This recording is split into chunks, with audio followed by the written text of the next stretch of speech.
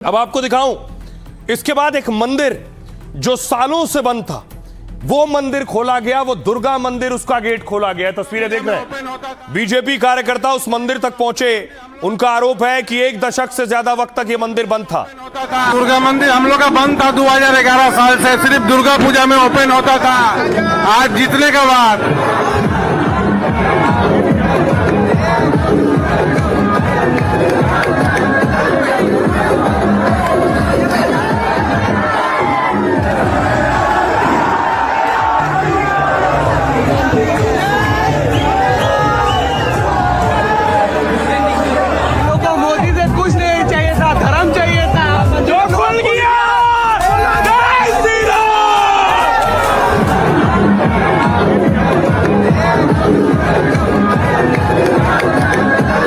अब देखिए जरा, ये दुर्गा मंदिर जो बंद था उसके कपाट खोले गए आज, और उसके बाद वहां आज पूजा अर्चना हुई।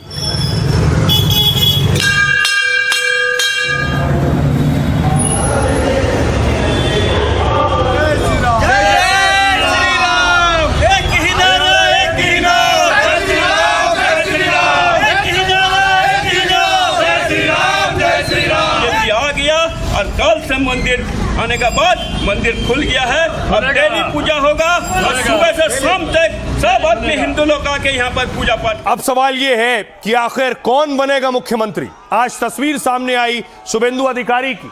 शुभेंदु गाड़ी में थे और कार्यकर्ताओं ने उन्हें घेर रखा था। भवानीपुर पहुंचे थे।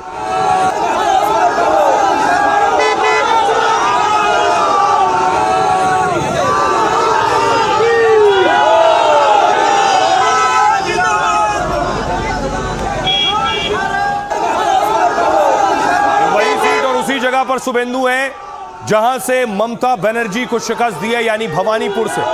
तो सीएम कौन बनेगा, सवाल ये। एक और तस्वीर आई दिलीप घोष की, बीजेपी के सीनियर लीडर है, बुलडोजर पर नजर आए।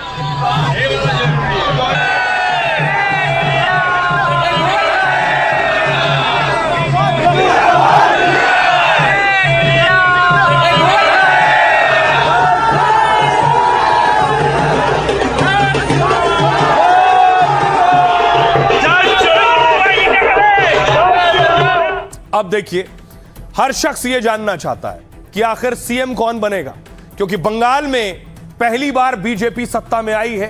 तो देखिए जरा, मुख्यमंत्री की रेस में कौन कौन से चेहरे हो सकते हैं। सारे योद्धाओं ने मिलकर यह जीत हासिल की है। जीत बहुत बड़ी है। तो पहला नाम सीएम की रेस में जो है वो है शुभेंदु अधिकारी का। कभी ममता के करीबी रहे शुभेंदु, बंगाल सीएम की रेस में है। ममता को लगातार दूसरे चुनाव में शुभेंदु ने करारी मात दी। बीजेपी को 3 सीटों से बहुमत तक पहुंचाने में शुभेंदु का बहुत बड़ा हाथ है। 2021 के विधानसभा चुनाव में नंदीग्राम में ममता को हराया और 26 में सुरक्षित सीट भवानीपुर से हराया। शुभेंदु अधिकारी बंगाल में भारतीय जनता पार्टी के फायर ब्रांड नेता हैं और सीएम की रेस में शुभेंदु अधिकारी का नाम सबसे आगे।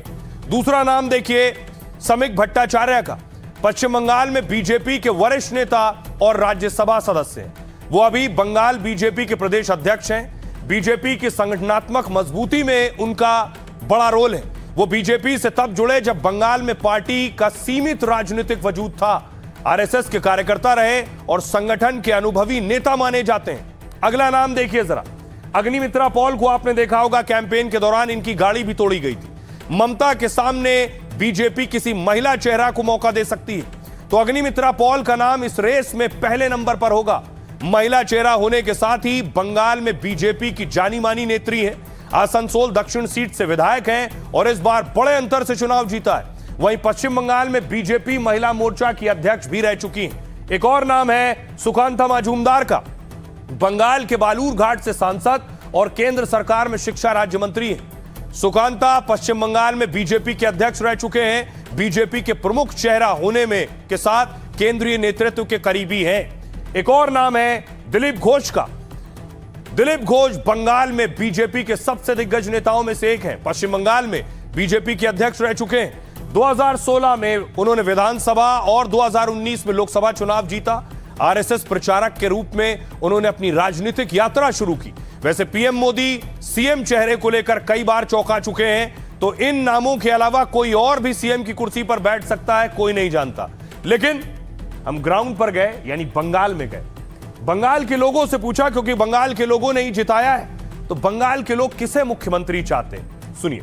मुझे लगता है कि अभी शुभेंदु अधिकारी सब कुछ चेंज कर पाएगा। जो जो हो रहा है अभी वेस्ट बंगाल में सब कुछ चेंज हो जाएगा। शंकर गस को देखना यूँ चाहते हैं कि शंकर गस आदमी एकदम बहुत ही अच्छा है। उनके लिए कुछ बोलने का कुछ नहीं है हम लोग में। आसनसोल नॉर्थ में हम कृष्णेंदु मुखर्जी को देखना चाह रहा था और आसनसोल साउथ में अग्निमित्र पाल को देखने चाह रहा था मुख्यमंत्री पद में। कारण पहले महिला मुख्यमंत्री था, अभी महिला मुख्यमंत्री का मुंह देखना चाहिए। हिंदू को सपोर्ट करता है एक्चुअली, और जो पिछला सरकार है वो एक्चुअली मुस्लिम का सपोर्टर था ऑब्वियसली, इसीलिए शुभेंदु अधिकारी होना चाहिए। मिस्टर शुभेंदु अधिकारी सर को, क्योंकि वो बहुत जनता के लिए बहुत सोचता है, बहुत अच्छा काम करता है। शुभेंदु अधिकारी बहुत फर्स्ट क्लास है, हिंदी बांग्ला सब कुछ भाषा में बोलते हैं, बहुत संघर्ष किए हैं। क्या नाम है? सुकांत मजूमदार। वो एमएलए नहीं किया, लेकिन उसको मतलब बहुत अच्छा हुआ। शुभेंदु जी रहना चाहिए, बहुत जूझे हैं, बहुत लड़े हैं, और बाकी मोदी जी जो करेंगे अच्छा ही करेंगे। झटका तो देंगे मोदी जी, वो कुछ ऐसा नया चेहरा लाएंगे, विश्वास है। जनता चाहती है जो बीजेपी का सरकार बना उसमें शुभेंदु अधिकारी का मेन लड़ाई लड़ा है, उसी को होना चाहिए। जन्म लिया अग्निमित्रा पाल है, शुभेंदु अधिकारी है, डॉक्टर बिजन मुखर्जी जमुड़िया से हैं, शिक्षित आदमी भी है। आपने सुना, ज्यादातर लोग शुभेंदु का नाम ले रहे हैं। तो क्या शुभेंदु सीएम होंगे? शुभेंदु इस रेस में सबसे ज्यादा मजबूत क्यों है? तस्वीर देखिए, शुभेंदु भवानीपुर पहुंचे। ये वो तस्वीर है जिस वक्त पहुंचे तो उनका कमल के फूल की माला से स्वागत किया गया।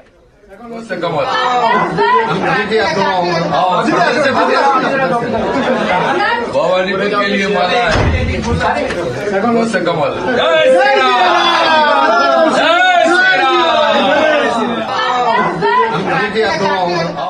तो क्या शुभेंदु अधिकारी ही मुख्यमंत्री होंगे और शुभेंदु को ही मुख्यमंत्री बनाना फायदेमंद होगा? ऐसा क्यों?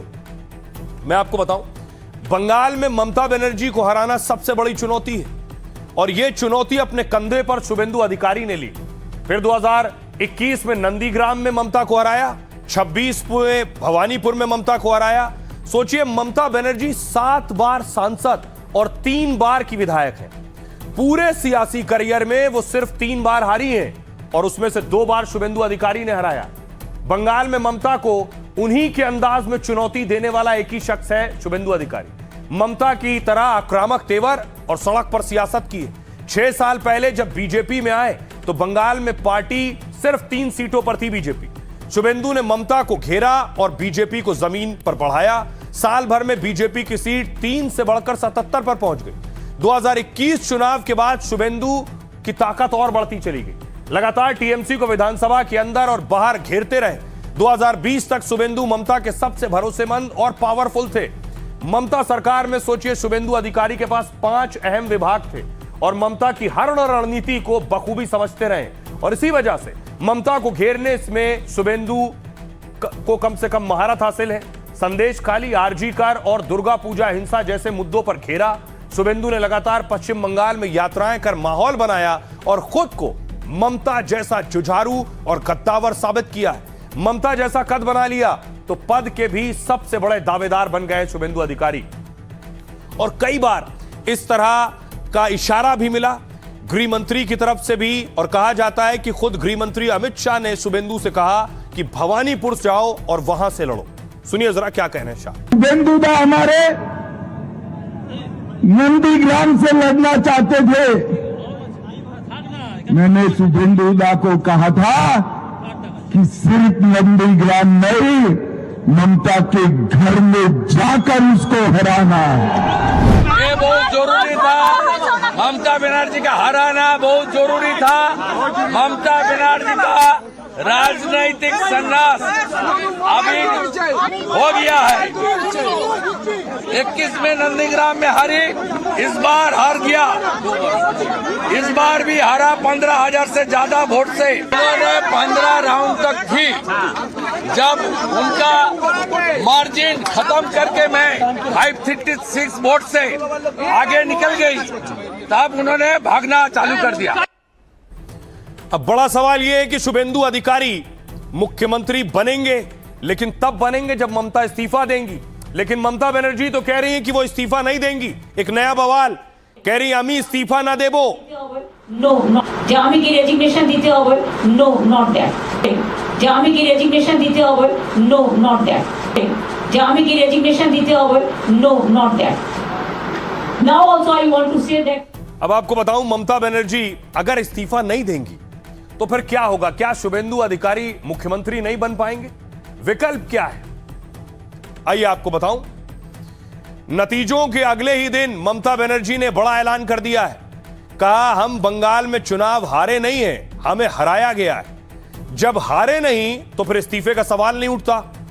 मैं लोक भवन जाकर अपना इस्तीफा नहीं दूंगी। हमारी लड़ाई बीजेपी से नहीं, विलेन चुनाव आयोग है। बीजेपी ने चुनाव आयोग की मदद से 100 सीटें लूटी हैं। मैंने अपनी जिंदगी में ऐसा चुनाव कभी नहीं देखा। काउंटिंग सेंटर पर मेरे पेट और पीठ पर लात मारी गई। सीआरपीएफ और बाहर के गुंडों ने हमारे काउंटिंग एजेंट को मारा है। लेकिन बीजेपी के अत्याचारों को अब और बर्दाश्त नहीं करूंगी। मैं फिर से सड़क पर उतरूंगी, अपने तरीके से काम करूंगी।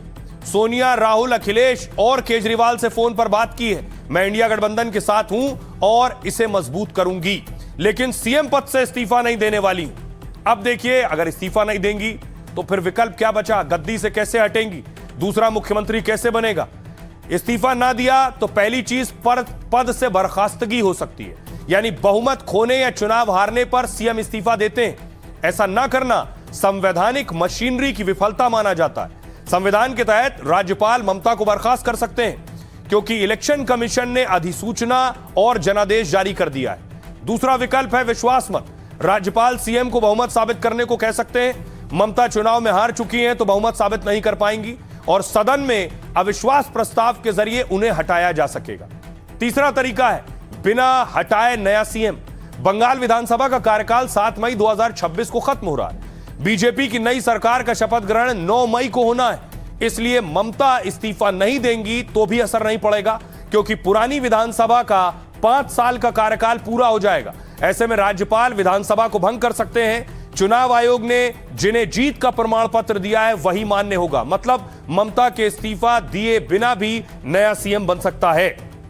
इसलिए ममता जो कह रही है उससे परेशान होने की जरूरत नहीं है।